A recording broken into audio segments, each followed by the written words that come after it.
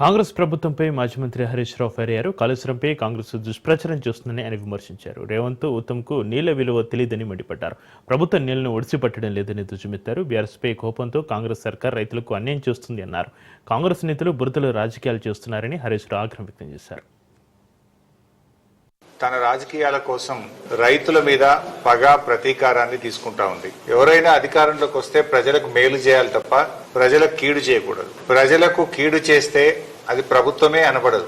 కట్టిన ఇల్లు పెట్టిన పొయ్యి లెక్క కాళేశ్వరం ప్రాజెక్టు ఉంటే ఈ రాష్ట్ర ప్రభుత్వం నీళ్లను సముద్రంలోకి వదులుతూ ప్రాజెక్టులను పడావు పెడతా ఉంది. ఇవాళ శ్రీపాద ఎల్లంపల్లి ప్రాజెక్టులో 62,000 క్యూసెక్కుల వరద వస్తా ఉంది. బట్ ఈ నిమిషానికి 62,000 క్యూసెక్కులు కడెం నుంచి ఎల్లంపల్లి ప్రాజెక్టుకు వస్తుంది.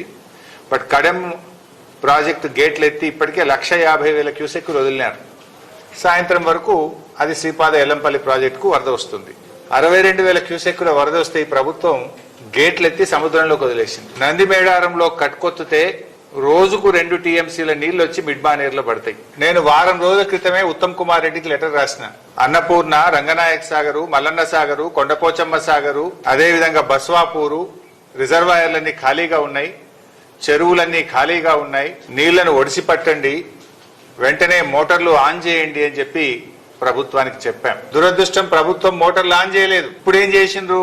ఎల్లంపల్లి గేట్లు ఎత్తి సముద్రంలోకి నీళ్లు వదిలేదు. ఇది దుర్మార్గం. It's a criminal negligence.